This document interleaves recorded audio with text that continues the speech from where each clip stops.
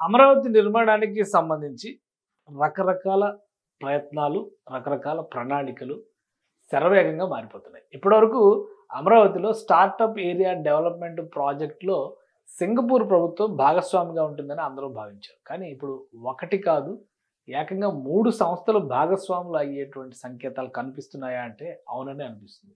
Singapore సంస్థతో గతంలోనే Singapore ప్రభుత్వంతో ఒక కన్సార్షియం ఏర్పాటు చేసింది ఆంధ్రప్రదేశ్ ప్రభుత్వం. అయితే 2019లో వచ్చిన జగన్మోహన్ రెడ్డి ప్రభుత్వం దీన్ని మొత్తం రద్దు చేసుకుంది. లీగల్‌గా చాలా ఇష్యూస్ వచ్చినాయి. వాటిని కూడా ఆ కాంప్లికేషన్స్ అన్నిటిని కూడా సింగపూర్ ప్రభుత్వం ఎదుర్కొంది. ఈ మధ్య అంటే కూటమి ప్రభుత్వం ఏర్పడిన తర్వాత ఈ మధ్య పోయిన నెలలో ఆంధ్రప్రదేశ్ సీఎం అలానే మినిస్టర్స్ బృందము, అధికారుల బృందం సింగపూర్‌లో పర్యటించింది. స్టార్టప్ ఏరియా డెవలప్మెంట్ ప్రాజెక్ట్‌ని టేకప్ చేయడంతో పాటు ఆంధ్రప్రదేశ్ అభివృద్ధిలో భాగస్వాములు కావాలంటూ అనేక సంస్థలతో దాదాపు 45,000 కోట్ల రూపాయలకు సంబంధించినటువంటి ఒప్పందాలని కుదుర్చుకునేటువంటి ప్రయత్నాలు ఆంధ్రప్రదేశ్ ప్రభుత్వ ప్రతినిధులుగా చేశారు. ఇప్పుడు తాజాగా స్టార్టప్ ఏరియా డెవలప్మెంట్ ప్రాజెక్టులోకి ఒక కొత్త భాగస్వామి వస్తున్నట్టుగా సమాచారం వస్తుంది. అది వియత్నాంకి చెందినటువంటి విన్ గ్రూప్ రాబోతుంది అనే సమాచారం. ఇంకో విషయం ఏంటంటే సింగపూర్ ప్రభుత్వ ప్రతినిధులతో పాటు మలేషియాకి చెందినటువంటి భారీ నిర్మాణ సంస్థలతో కూడా ఆంధ్రప్రదేశ్ ప్రభుత్వ బృందం చర్చలు జరిపింది. కాబట్టి ఈసారి గతానికి భిన్నంగా కేవలం సింగపూర్ ప్రభుత్వానికి చేతుల్లోనే ఈ ప్రాజెక్టు మొత్తాన్ని పెడుతుందా, లేదా ఒక 2-3 కంపెనీల కన్సార్షియంని ఆంధ్రప్రదేశ్ ప్రభుత్వం ఏర్పాటు చేయబోతుందా? ఎందుకంటే ఇప్పుడు అవసరాలను బట్టి స్టార్టప్ ఏరియా డెవలప్మెంట్ ప్రాజెక్ట్ అసలు ఏంటి, దాన్ని విస్తరించడానికైనా అభివృద్ధి చేయడానికైనా ఉన్నటువంటి అవకాశాలు ఏంటి, కేవలం ఒక ప్రభుత్వం పైన ఆధారపడితే సమస్య గతంలో లాగా మళ్ళీ ఎదురైతే పరిస్థితి ఏంటి, వీటన్నిటిని విశ్లేషించేటువంటి ప్రయత్నం చేద్దాం. సింగపూర్ ప్రభుత్వంతో చేసుకున్నటువంటి స్టార్టప్ ఏరియా డెవలప్మెంట్కి సంబంధించినటువంటి అగ్రిమెంట్ని ఒకసారి మనం పరిశీలిస్తే అమరావతి మొత్తం రాష్ట్ర రాజధానిగా 217 చదరపు కిలోమీటర్ల వైశాల్యంలో నిర్మాణం జరిగితే అందులో 6.84 స్క్వేర్ కిలోమీటర్స్ వైశాల్యం కలిగినటువంటి ప్రాంతాన్ని స్టార్టప్ ఏరియా డెవలప్మెంట్ ప్రాజెక్టుగా ఆంధ్రప్రదేశ్ ప్రభుత్వం చేయాలి. అంటే ఇది మొత్తం మాస్టర్ ప్లాన్, ఇక్కడ స్టార్టప్ ఏరియాకి సంబంధించినటువంటి ఇండికేషన్ ఇది. సో ఈ స్టార్టప్ ఏరియా ఏంటంటే కృష్ణానదికి అభిముఖంగా ఇక్కడ గవర్నమెంట్ సిటీకి, ఫైనాన్షియల్ సిటీకి ఆనుకుని ఉండేటువంటి టూరిజం సిటీలో భాగంగా ఉండేటువంటి ప్రాజెక్ట్ ఇది. సో మొత్తం చూస్తే 6.84 చదరపు కిలోమీటర్ల వైశాల్యం ఉన్నటువంటి ప్రాజెక్ట్. ఇక్కడ ప్రభుత్వం ఏం చేస్తుందంటే భూమిని ప్రభుత్వం ఆయా సంస్థలకు బదలాయింపు చేస్తుంది. అక్కడ అంతర్జాతీయ స్థాయిలో టూరిజం, రిక్రియేషన్ అలానే హెల్త్ రిలేటెడ్ డెవలప్మెంట్స్ చేసే విధంగా అక్కడ ఎమ్యూనిటీస్ క్రియేట్ చేసేటువంటి బాధ్యతని ఆయా సంస్థలు తీసుకుంటే, దీనికి ప్రతిగా ప్రభుత్వం ఇచ్చినటువంటి భూముల్లో వాళ్ళు భారీ నిర్మాణ సంస్థలను ఏర్పాటు చేయడం ద్వారా వాటిని లీజ్, రెంట్ లేదా సేల్ అవుట్ చేయడానికి ఒక వెసులుబాటు ఇస్తుంది. దీనిపైనే అనేక విమర్శలు వచ్చినాయి, తర్వాత కేసులు ఎదుర్కొన్నారు. అన్నీ అయిన తర్వాత కూడా క్లియరెన్స్ అయ్యి పని మొదలుపెట్టే టైంలో ఈ రాద్ధాంతం అంతా జరిగింది. సో ఇప్పుడు ఉన్నటువంటి పరిస్థితుల్లో ఒకే సంస్థకి లేదా ఒకే దేశానికి చెందినటువంటి ప్రతినిధులకి మొత్తం ప్రాజెక్ట్ని అప్పగిస్తే కనుక మరింత జాప్యం జరిగితే రాష్ట్రానికి, రాజధానికి తీవ్ర నష్టం జరుగుతుందని చెప్పిన ఆంధ్రప్రదేశ్ ప్రభుత్వం భావిస్తుంది. ఇందులో భాగంగానే సింగపూర్ పర్యటన సందర్భంలో 2 నిర్ణయాలు తీసుకుంది ఆంధ్రప్రదేశ్ ప్రభుత్వం. ఒకటి, సింగపూర్ ప్రభుత్వంతో ఒప్పందాన్ని పునరుద్ధరించుకోవడంతో పాటు ప్రణాళిక విషయంలో సింగపూర్ ప్రభుత్వ భాగస్వామ్యాన్ని కొనసాగించాలని భావిస్తుంది. సింగపూర్ ప్రభుత్వం కూడా అటు నుంచి అంతవరకే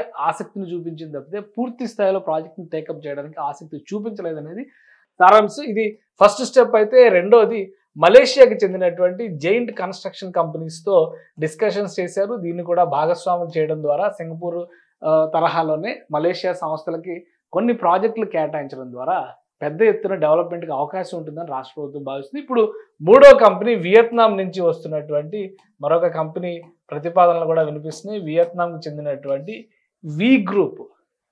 విన్ గ్రూప్ ఈ ప్రాజెక్టు పైన ఆసక్తి చూపిస్తున్నట్టుగా సమాచారం వస్తుంది. అసలు ఈ విన్ గ్రూప్ ఏంటి, ఈ విన్ గ్రూప్ రావడం వలన ఆంధ్రప్రదేశ్కి లేదా ఈ స్టార్టప్ ఏరియా డెవలప్మెంట్ ప్రాజెక్ట్కి కలిగేటువంటి ప్రయోజనం ఏంటి, అసలు ఈ విన్ గ్రూప్ కథ ఏంటో ఒకసారి మనం విశ్లేషించేటువంటి ప్రయత్నం చేద్దాం. విన్ గ్రూప్ అంటే ఇదేదో కొత్త గ్రూపే కాదు, మనకు తెలిసిన గ్రూపే. ఇటీవల కాలంలో భారతదేశంలో ఎలక్ట్రిక్ వెహికల్స్కి సంబంధించి వియత్నాంకు చెందినటువంటి విన్ ఫాస్ట్ సంస్థ తమిళనాడు నుంచి యాక్టివిటీస్ని ప్రారంభించింది. టెస్లాకి పోటీగా కార్లు బుకింగ్ ప్రాసెస్ని కూడా మొదలు పెట్టేసింది. తమిళనాడులో ఇది ల్యాండ్ అయింది ఆల్రెడీ ఈ ప్రాజెక్ట్. సో ఈ విన్ గ్రూప్కి చెందినటువంటి ప్రోడక్టే ఆ విన్ ఫాస్ట్ కూడా. సో ఒకసారి విన్ గ్రూప్కి సంబంధించినటువంటి చరిత్రని మనం చూద్దాం. ఈ సంస్థ లెగసీని చూస్తే కనుక టెక్నాలజీ జైంట్ కింద, అలానే industries, technology, real estate and services, infrastructure, green energy, social enterprises లాంటి రంగాల్లో ఈ సంస్థ దూసుకుపోతుంది. ఇప్పుడు ప్రపంచంలోనే నిర్మాణ రంగంలో ప్రతిష్టాత్మకమైనటువంటి సంస్థల్లో ఒకటిగా విన్ గ్రూప్ నిలబడుతుంది. అందుకనే భారీ టవర్ల కన్స్ట్రక్షన్ చేసేటువంటి అనుభవం ఉంది.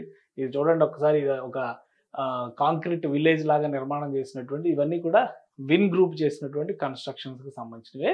విన్ గ్రూప్ 1993లో జర్నీ స్టార్ట్ చేసింది, కానీ 2000 సంవత్సరం నుంచి ఇది వియత్నాం కేంద్రంగా, అంటే ముందుగా ఈ కంపెనీ మొదలైంది ఉక్రెయిన్లో 1993లో, తర్వాత 2000 సంవత్సరం నుంచి Vin group started in Vietnam with 2 key Vin group formerly known as Technocom corporation was found. అంటే ఫస్ట్ టెక్నోకామ్ కార్పొరేషన్ కింద పెట్టారు, తర్వాత అది విన్ గ్రూప్గా మారింది. సో ఇందులో విన్కామ్, విన్ పర్ల్ అనేటువంటి 2 సంస్థల ద్వారా 2000 సంవత్సరంలో వియత్నాంలో ప్రాసెస్ స్టార్ట్ చేసింది.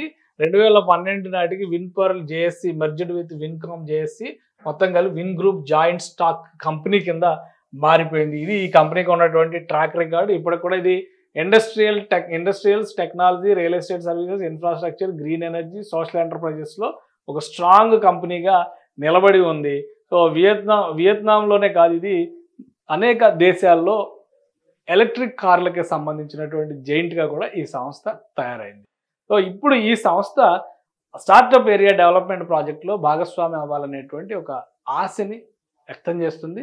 ఆంధ్రప్రదేశ్ ప్రభుత్వంతో ప్రతిపాదనలు కూడా పంచుకుంది. అలానే ఇంకొక విషయం మనం గమనిస్తే కనుక, గతంలో విన్ గ్రూప్కి చెందినటువంటి సిఇఓ అండ్ టీమ్ అందరూ కూడా ఆంధ్రప్రదేశ్ సీఎంతో భేటీ అయ్యారు.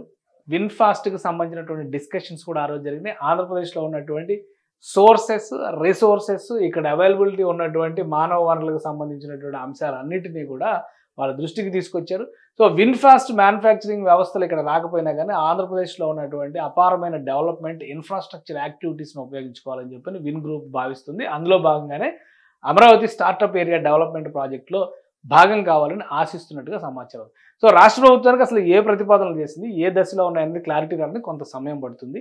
ఆంధ్రప్రదేశ్ ప్రభుత్వం సింగపూర్ ప్రభుత్వ భాగస్వామ్యంతో కేవలం వారి సూచనలు, సలహాలు తీసుకోవడం ద్వారా మరికొన్ని సంస్థలను ఈ స్టార్టప్ ఏరియా ప్రాజెక్టులో ఇన్వాల్వ్ చేసేటువంటి ప్రయత్నం ఉంటుందా, లేదా ఒకే ఒక సంస్థకి, విన్ గ్రూప్ లాంటి భారీ సంస్థకి కేటాయించే అవకాశం ఉంటుందా, ఇది కాలం నిర్ణయించాల్సినటువంటి అంశం. అయితే ఇప్పుడు ఆంధ్రప్రదేశ్ రాజధాని నిర్మాణం జరుగుతున్నటువంటి శైలి, తీరును బట్టి చూస్తే కనుక వీలైనంత వేగంగా ఈ ప్రాజెక్టును పూర్తి చేయాలంటే స్టార్టప్ ఏరియా ప్రాజెక్టును కూడా 2-3 భాగాలుగా విభజించి ఆయా దేశాలకు చెందిన లేదా ప్రతిష్టాత్మక సంస్థలకి ఇందులో భాగస్వామ్యం కల్పించడం ద్వారా త్వరగా ఫలితాలని చూసేటువంటి అవకాశం ఉంటుందని ఏపీ సర్కార్ కూడా ఆలోచిస్తున్నట్టుగా తెలుస్తుంది. సో ఈ విన్ గ్రూప్ ప్రతిపాదనలపైన ఎలా రియాక్ట్ అవుతుంది ఆంధ్రప్రదేశ్ ప్రభుత్వం అనేది చూడాలి.